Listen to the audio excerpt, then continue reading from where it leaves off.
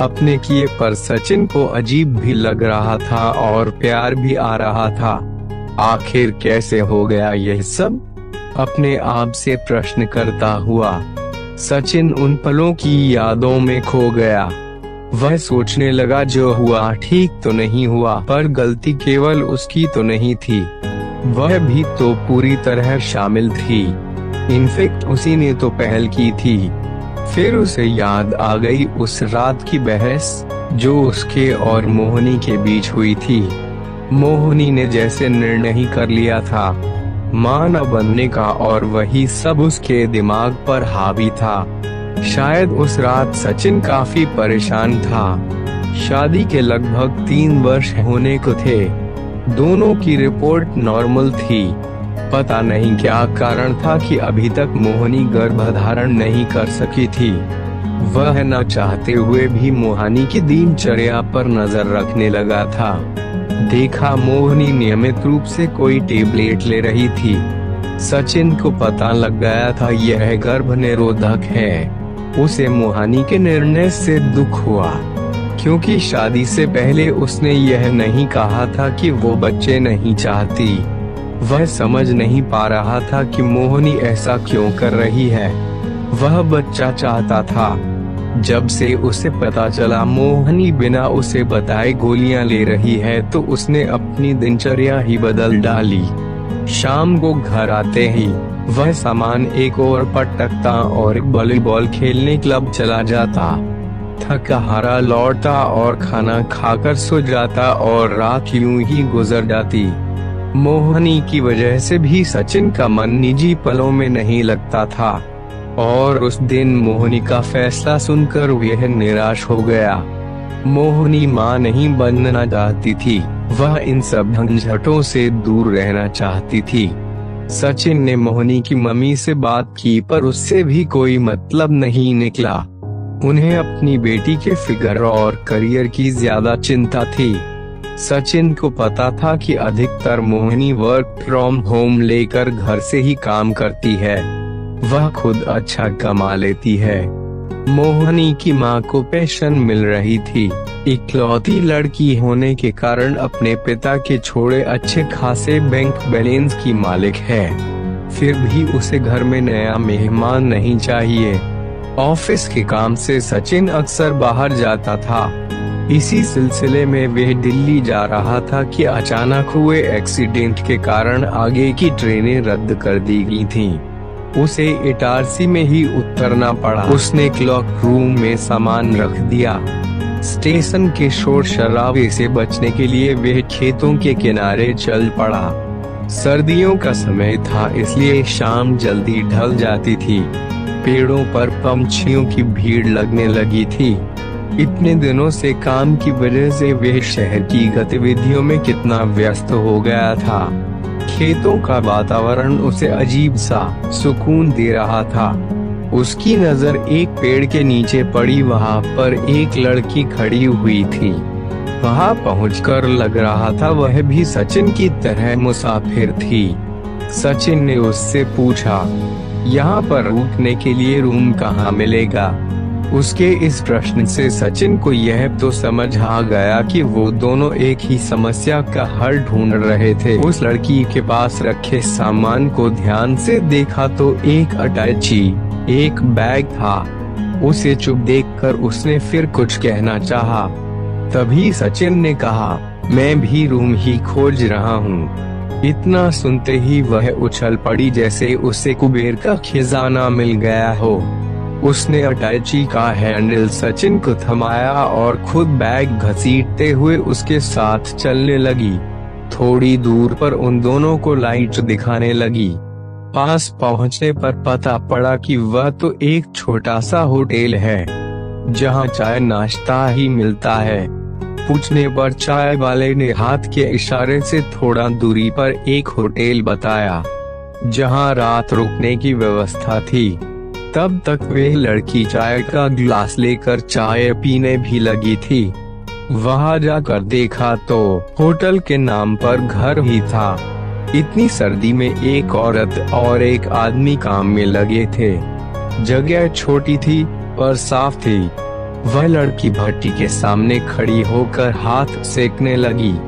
सचिन वहीं कुर्सी पर बैठ गया। अम्मा 2 गिलासों में पानी ले आई और बोली, क्या खाओगे बेटा? सचिन बोला, आंटी कमरा मिलेगा सोने के लिए।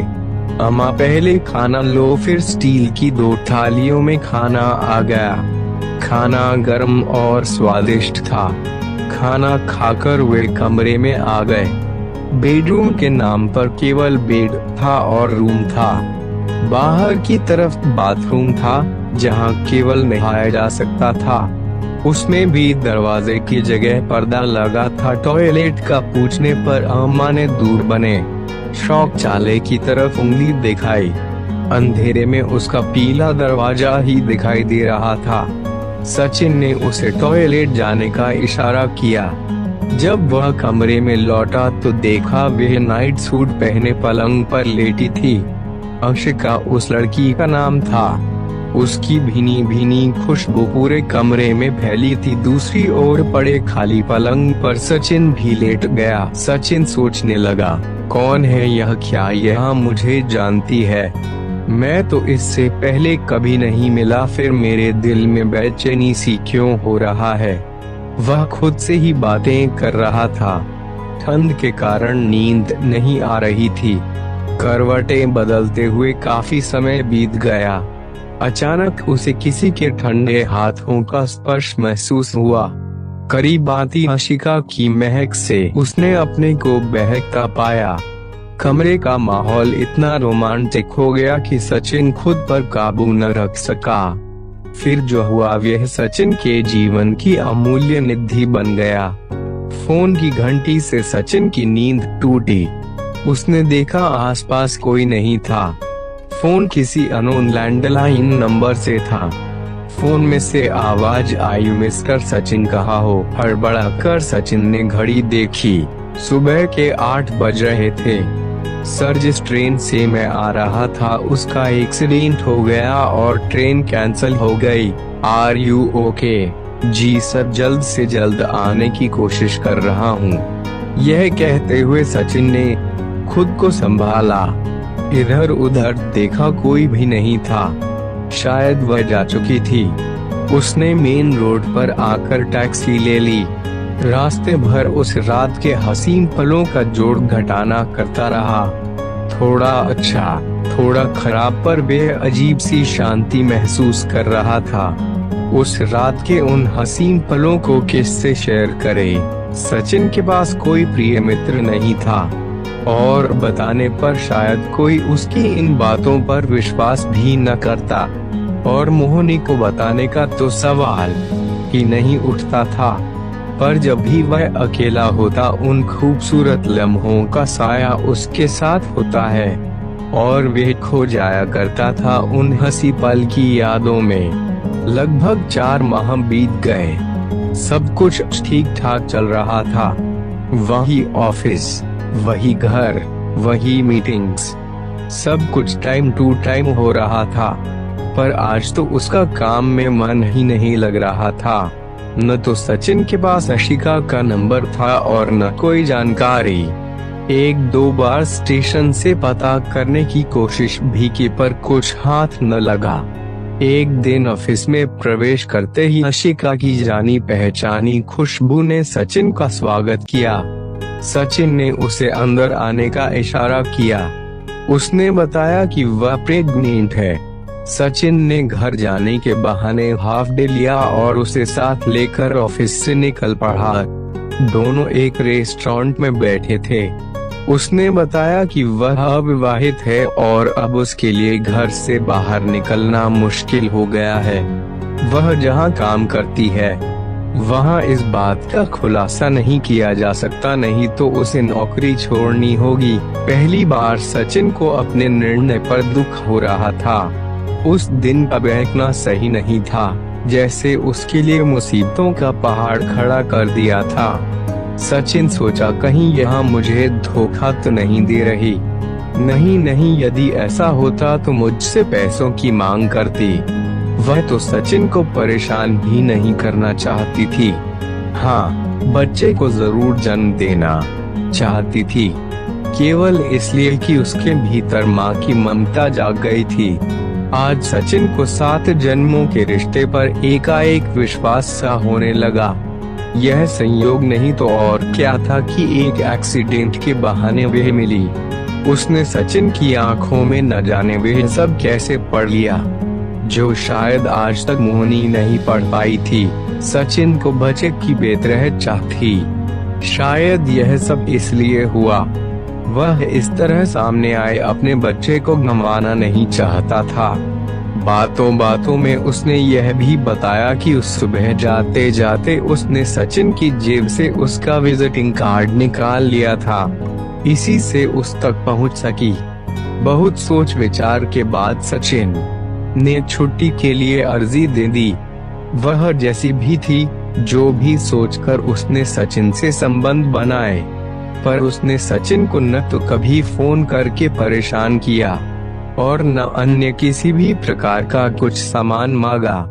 पता नहीं कैसे उसने इन कठिन परिस्थितियों में समय काटा होगा। एक बार उसे दूसरे शहर में घर दिलाने के बाद सचिन फिर दोबारा जा भी नहीं पाया। उसके पास कई बार मन बनाया, लेकिन मोहिनी के गिरते स्वास्थ्य और दूसरी परेशानियों से जा न पाया। पर फोन से खबर लेता रहता और खर्चे पानी की व्यवस्था भी समय पर करता।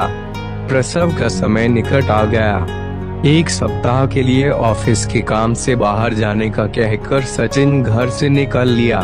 मोहिनी इन सब बातों से अनभिज्ञ अपने जॉब में मगन थी। अंशिका ने एक प्राइवेट नर्सिंग होम में एक स्वस्थ और सुंदर बच्ची को जन्म दिया। वह बहुत खुश थी। बच्ची को पाकर सचिन को विश्वास नहीं हो रहा था कि वे उसकी अपनी बेटी है।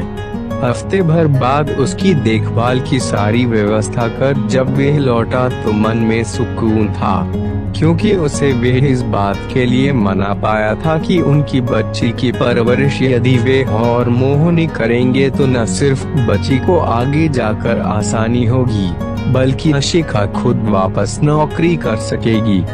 और अच्छी बात यह थी कि अंशिका को सचिन अपनी बेटी से कभी कभी जरूर मिलाएगा। इसके लिए अंशिका मान भी गई थी। अपनी बेटी को घर लाना एक नई समस्या थी। सचिन कोई बहाना तलाश कर रहा था।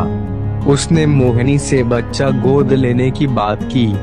वह तैयार नहीं हुई, पर जब सचिन ने उसे समझाया कि हम आया रख लेंगे उसकी परवरिश के लिए, तो वह राजी हो गई। पर मोहिनी ने शर्त रखी कि वे बेटी ही गोद लेंगे और उसकी देखभाल सचिन खुद करेगा। इससे सचिन की मुश्किल आसान हो गई। उस बच्ची का नाम अनु था। सचिन ने मनु को गोद लेने की प्रक्रिया आरंभ कर दी। जल्दी ही मनु घर आ गई। मोहिनी कुछ दिनों तक मनु से दूर दूर रही, फिर अपने आप सचिन का साथ देने लगी। धीरे धीरे मोहिनी मनु का बहुत ध्यान रखने लगी। सचिन कभी कभी चिंता में हो जाता कि कहीं अंशिका घर आकर मोहिनी को सब कुछ बता न दे। हालांकि जब भी सचिन मनु को अंशिका से मिलाने ले जाता, वह ऐसा कुछ नहीं कहती थी। फिर भी एक अनजाना डर सचिन के मन में बना रहता था। अब मनु 3 साल की होने जा रही थी। इस बार जब सचिन मनु को अंशिका से मिलाने ले गया, तो उसने कहा, अब मनु बड़ी हो रही है, तुम उसे मुझसे मिलाने मत लाया करो। मैं नहीं चाहती वह हमारे सच को जाने और इसकी वजह से तुम्हारा घर बिखरे। मैं अगले महीने ही इस शहर से दूर चली जाऊंगी। हाँ, तुम मुझे मनु के हर जन्मदिन पर उसकी एक तस्वीर मेरे मेल पर जरूर भेज दिया करना।